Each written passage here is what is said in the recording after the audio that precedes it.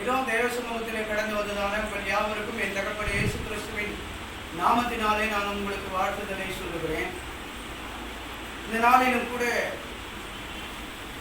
நீங்கள் தேவ சமூகத்திலே கடந்து வந்தீர்கள். நீங்கள் அதே நோக்கத்தோடு கூட நீங்கள் தேவ சிந்தையோடு கூட காணப்படுங்கள். கர்த்தர் உங்களை ஆசீர்வதிக்கிறார். இந்த யூடியூப் சேனலிலே நாங்கள் வேத வசனத்தை பகிர்ந்து கொண்டிருக்கிறோம். உங்களுக்கு ஏதேனும் காரியத்துக்காக ஜெபிக்க வேண்டும் என்று சொன்னால் எங்களை நீங்கள் அணுகலாம்.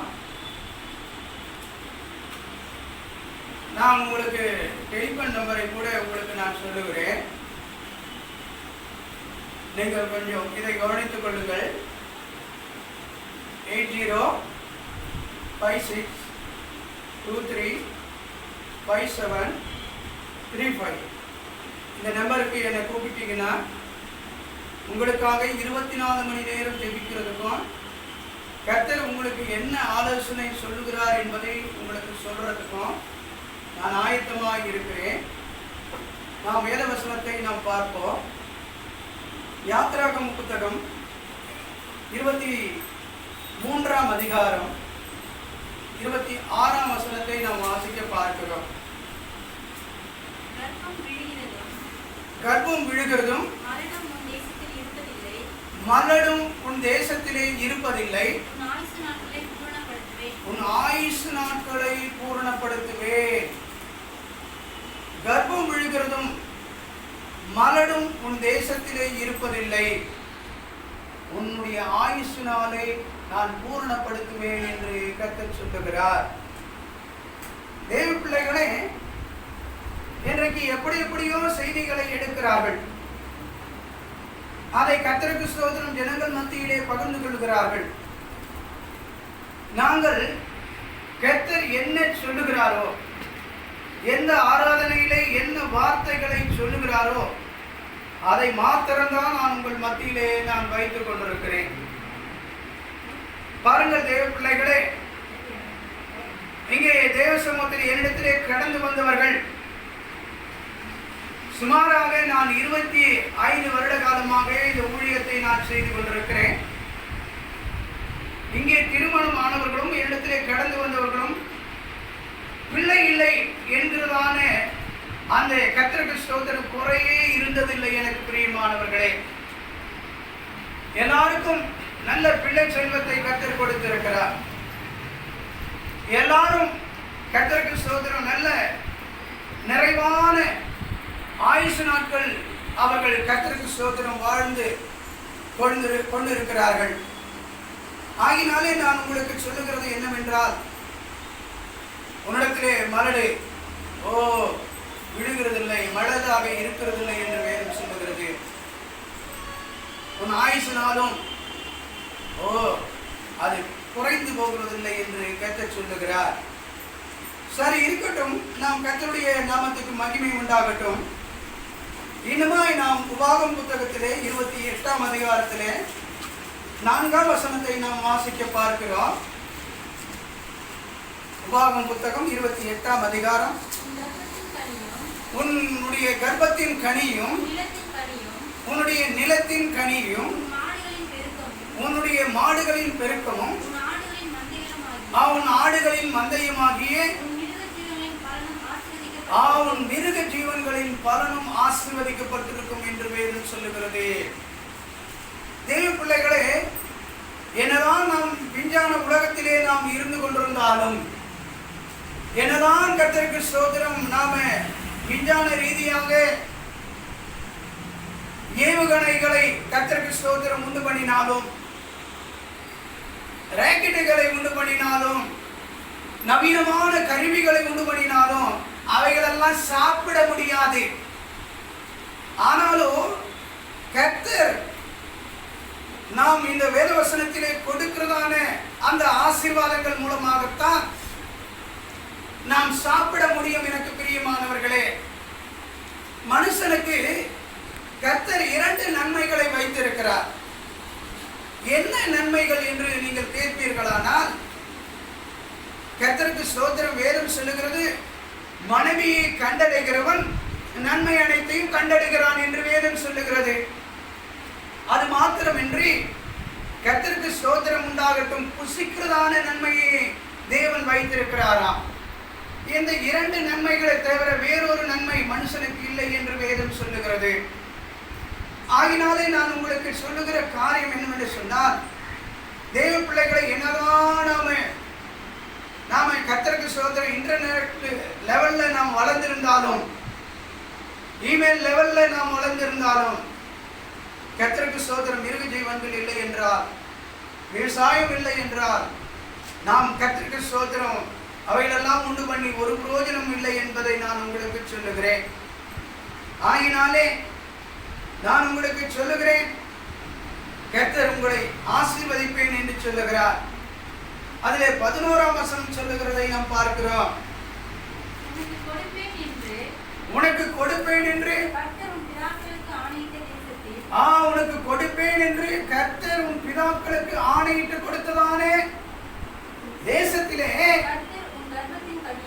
கர்த்தர் உன்னுடைய கர்ப்பத்தின் கனியும் உன் மிருக ஜீவன்களின் பலனையும் உன் நிலத்தின் கனிகளையும் உனக்கு பரிபூர்ண நன்மை உண்டாகும்படியாக கட்டளையிடுவார் என்று வேதம் சொல்லுகிறது.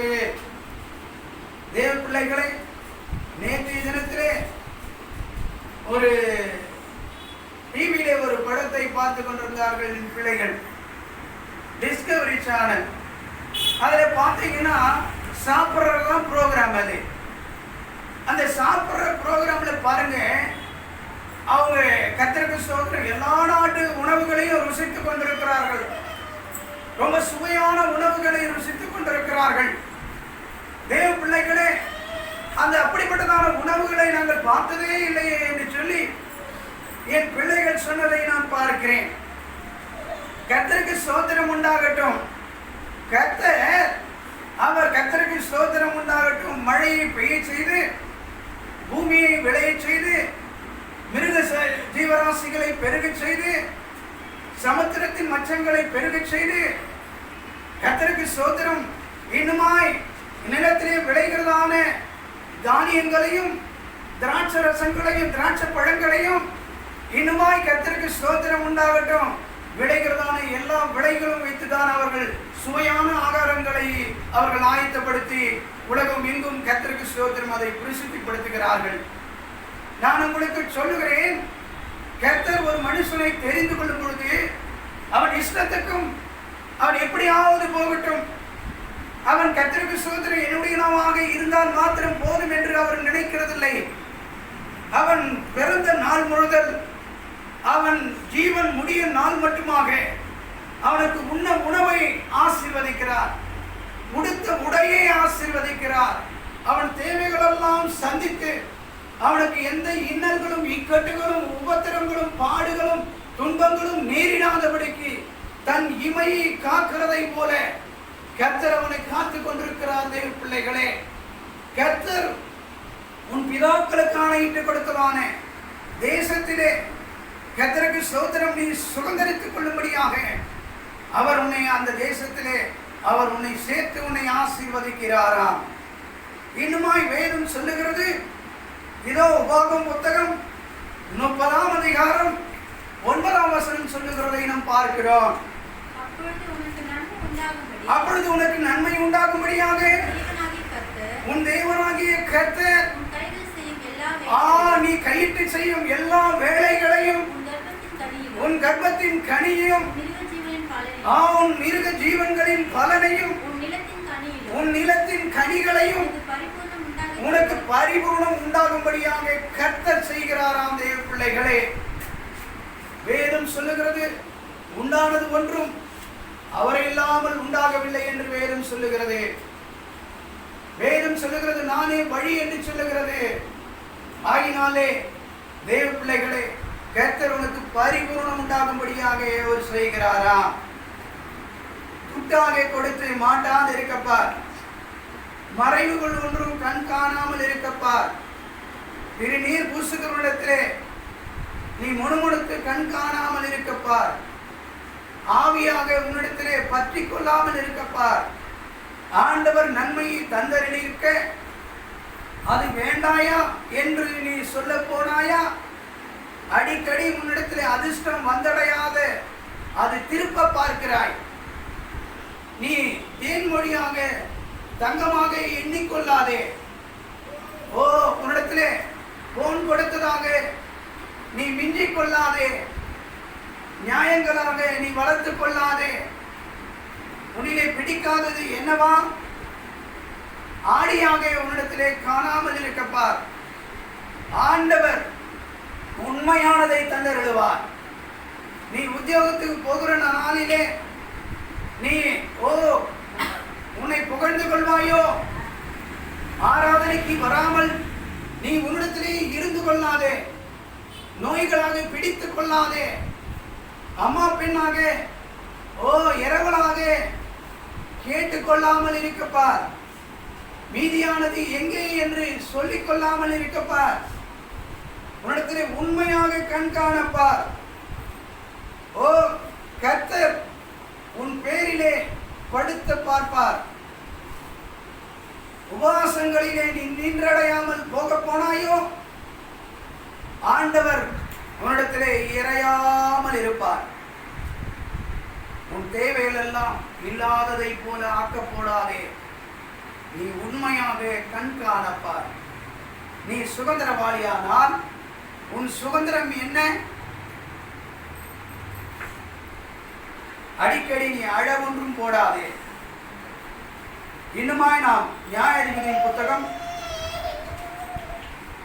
13:3 நாம் வாசிக்கிறோம். நியாயாதிபதியின் புத்தகம் 13ஆம் அதிகாரம் 3ஆம் வசனம்.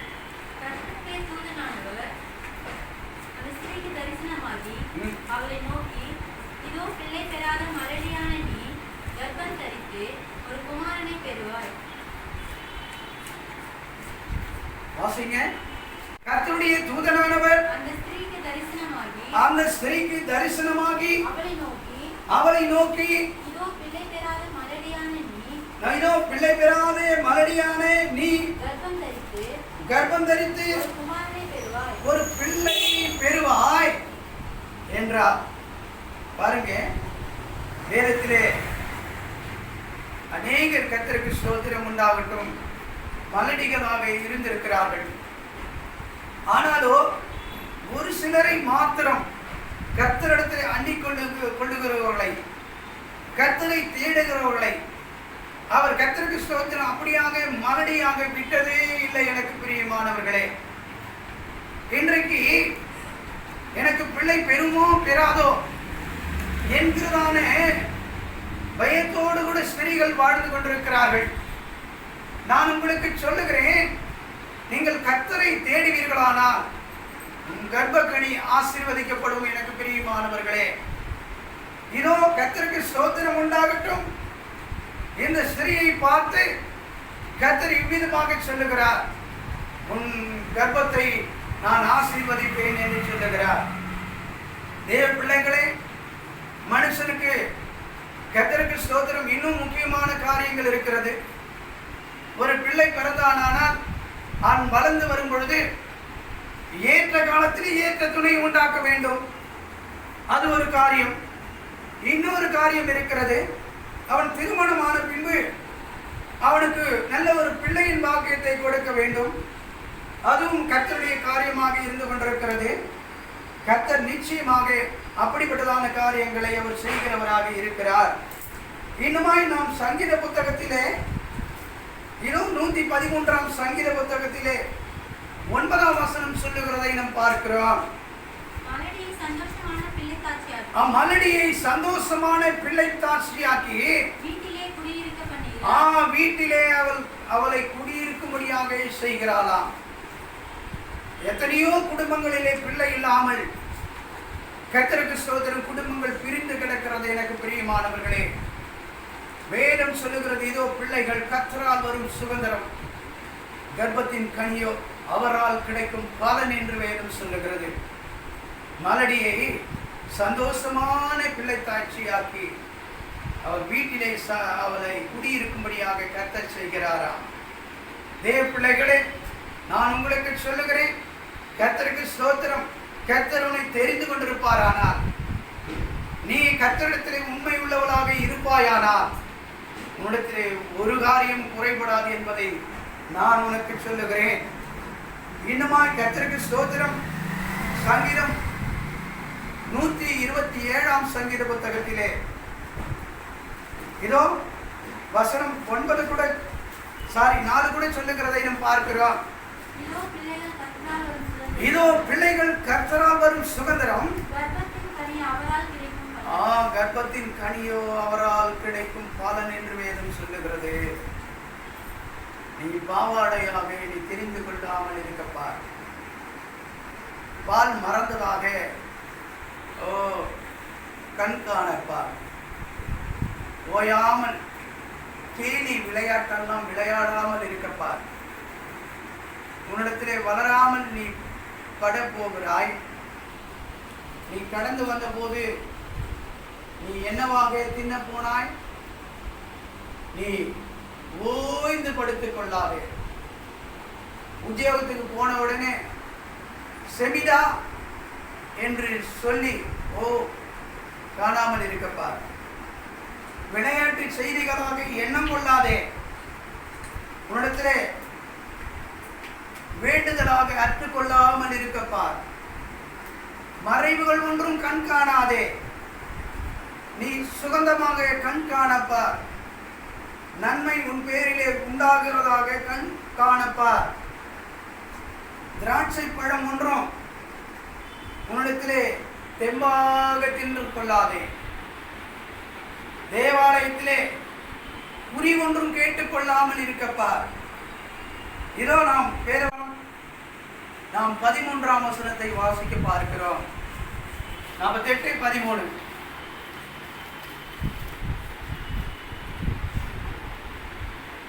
வாசிங்கள். பின்வரும் சந்ததிக்கு நீங்கள் விவரிப்பதற்காக அதன் அலங்கத்தை கவனித்து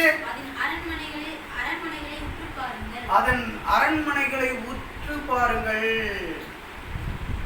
பின்வரும் சந்ததிக்கு அதை அறிவிக்கும்படியாக கர்த்தருக்கு ஸ்தோத்திரம். அந்த அலங்கத்தையும் அந்த அரண்மனையும் நீங்கள் உற்று பாருங்கள் என்று வேதம் சொல்லுகிறது.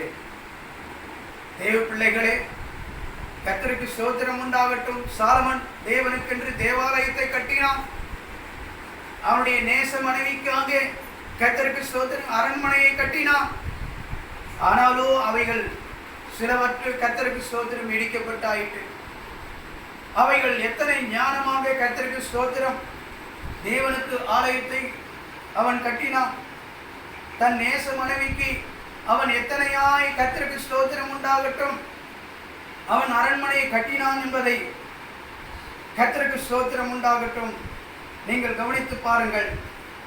இதோ இந்த வேத வசனத்திலே சொல்லப்படுகிறது. 14ஆம் வசனம் சொல்லுகிறது, இந்த தேவனானவர் என்றென்றைக்கும் உள்ள சதா காலங்களிலும் அவர் நம்முடைய தேவனாய் இருக்கிறார். மரண பரியந்தம் நம்மை நடத்துகிறவராக இருக்கிறார். வேதம் சொல்லுகிறது, தாய் பாலகனை மறப்பாலோ அவர் ஒருவேளை மறந்தாலும் நான் உங்களை மறப்பதில்லை என்று வேதம் சொல்லுகிறது. நம்முடைய தேவன் சதா காலங்களிலும் என்றென்றும் உள்ள சதா காலங்களிலும் உள்ள தேவனாக இருந்து கொண்டிருக்கிறாரா? அவர் கர்த்தருக்கு ஸ்தோத்திரம் உண்டாகட்டும். தேவ பிள்ளைகளே, அவர் நிச்சயமாகவே நம்மை அவர் ஆசீர்வதிக்கிறவராக இருந்து கொண்டிருக்கிறார். நாம் 66ஆம் அதிகாரம் வசனம் 9 கூட சொல்லுகிறதை நாம் பார்க்கிறோம். ஏசாயா புத்தகம் 66ஆம் அதிகாரம் வசனம் 9. பெற பண்ணுகிறவராகிய நான் பெறச் செய்யாமல் இருப்பேனோ என்று கர்த்தர் சொல்லுகிறார். பிரசவிக்க பண்ணுகிறவராகிய நான் பிரசவத்தை தடுப்பேனே என்று கர்த்தருக்கு ஸ்தோத்திரம் உண்டாகட்டும் சொல்லுகிறார். ஆம் தேவ பிள்ளைகளே, கர்த்தர் அவர் உன்னுடைய கர்ப்பத்தின் கனியை ஆசீர்வதிக்கிறார். அதை கர்த்தருக்கு ஸ்தோத்திரம் நல்ல வளரவும் செய்கிறார். பெற செய்கிற காலம் வரும் பொழுது அதை நேர்த்தியாக பிரசவிக்க செய்கிறார். எனக்கு பிரியமானவர்களே, கர்த்தருக்கு ஸ்தோத்திரம் உண்டாகட்டும். இன்னுமாய் நாம் ஒரு வேத பகுதியை நாம் பார்க்கிறோம். உபாகமம் புத்தகம் 7ஆம் அதிகாரம் 13ஆம் வசனம். கர்த்தர் உன் மீது அன்பு வைக்கிறாராம் தேவ பிள்ளைகளே, உன்னை ஆசீர்வதிக்கிறாராம், உனக்கு கொடுப்பேன் என்று அவன் பிதாக்களுக்கு ஆணையிட்டு கொடுத்ததான தேசத்திலே உன்னை கர்த்தர் பெருக பண்ணி உன் கர்ப்ப கனியையும் உன் நிலத்தின் கனிகளாகிய உன் தானியத்தையும் உன் திராட்சரசத்தையும் உன் எண்ணெயையும் உன் மாடுகளின் பலனையும் உன் ஆட்டு மந்தைகளையும் கர்த்தர் உன்னை ஆசீர்வதிப்பாராம் தேவ பிள்ளைகளே. அவர் கொடுக்கிறேன் என்று சொல்வாரானால் அவர் கொடுப்பார் தேவ பிள்ளைகளே. அவர் மனமாற மனுபுத்திரனும் இல்லை, பொய் சொல்ல அவர் மனிதனும் இல்லை என்று வேதம் சொல்லுகிறது. அவர் தேவனாக இருந்து கொண்டிருக்கிறார். அவர் நிச்சயமாகவே உன் தேவைகள் எல்லாம் கொடுக்கிறவராக அவர் இருந்து கொண்டிருக்கிறார். தேவ பிள்ளையே, நீ ஒன்றிலும் குறைபட மாட்டாய் என்பதை நீ நினைத்து ஓ காணப்பார். இதோ ஏசாயா புத்தகம் 28ஆம் அதிகாரம் 18ஆம் வசனத்தை வாசிக்கிறோம்.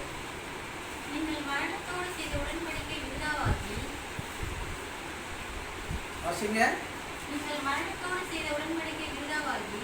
என்னத்தோடு கூட? நீங்கள் மரணத்தோடு கூட செய்த உடன்படிக்கையை விருதாவாக்கி நீங்கள் பாதாளத்தோடு கூட செய்த ஒப்பந்தம் நிற்காமலே போகும் என்று இந்த வேத வசனம் சொல்லுகிறது. எனக்கு பிரியமானவர்களே, இன்றைக்கு வாசித்ததான எபிரேய புத்தகத்திலே மரணத்தை விதியாக விதைக்கிறவன் அவன் சாகாமல் போவானா? அவனும் கூட செத்தால்தான் அது நிறைவேறி வரும் என்று சொல்லி வாசிக்க கேட்டேன், வாசிக்க நாம் பார்த்தோம். ஆனாலும் இந்த வேதவசனம் சொல்லுகிறது,